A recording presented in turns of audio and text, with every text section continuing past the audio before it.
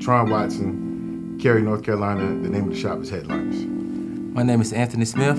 Also, I'm in Cary, North Carolina, and the shop that I work at is also Headliners. My name is Reggie Winston. I own the Barbershop. It's located in Raleigh, North Carolina. My name is George Brown. People call me Wiz. I own Exquisite Haircuts in Apex, North Carolina.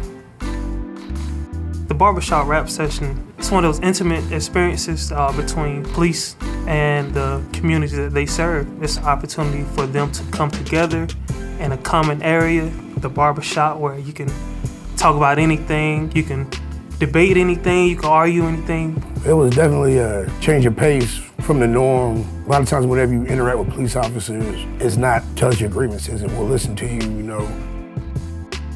I expected maybe 2 of the cops that was on desk duty and 2 or 3 of my clients would come in and we'll just kind of sit down and talk. I want to say 30 minutes before the session started, the entire parking lot was full of cop cars. Then you see the chief actually walk through the door. It made me feel like it's very important to them. It does matter that the chiefs are involved so that the cops can be more involved, so the community will feel like leadership, ownership.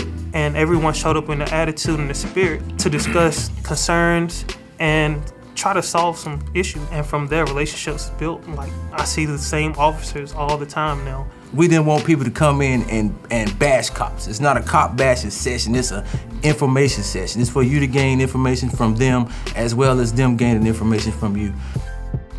It lets me know who the cops were, because I've seen them patrolling the area, but once they came into the shop, it's like now we have a relationship. So to me, it's life-changing. You know, actually seeing some of these people outside of their uniform, that relationship that we built has made it comfortable for me to be able to say, well, you know, I do need your assistance with something. So I think this in the community can change. It can have a real good ripple effect.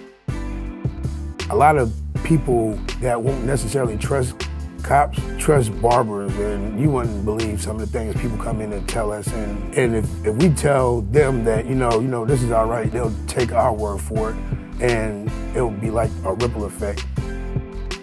And I had guys in my shop who hated every cop. But after that session, I like him. That one guy right there, he's cool. He's cool. But all the other ones, I don't know them. I don't rock with them. But that one guy turned to 2 guys, and then turned to 4 guys. It takes both sides to be willing to make this thing work. If a cop don't want to come to the barbershop for a rap session, it ain't gonna work. If you don't want to build, if you don't want to grow, then no, it won't work for you. But if you want to grow, then barbershop rap sessions is what you need in your community. You're not gonna get this type of conversation in church. You're not gonna get it at the school. You're not gonna get it anywhere else. If you're an officer and you just go to a random community and you just hop out and start talking to random black people, it ain't gonna happen. It's not gonna work.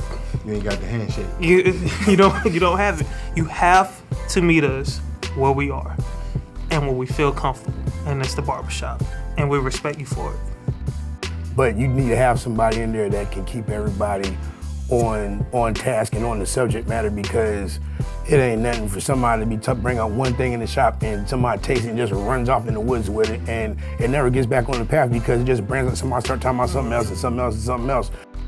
Get involved. Do it. It's worth it.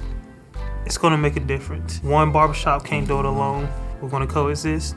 We might as well do it peacefully. Want it, get it, adapt it, take it. It definitely changed me. It changed my views. It changed my outlook. It changed the way I talk to my kids. So without that being in place, we wouldn't have the man that you see before you today.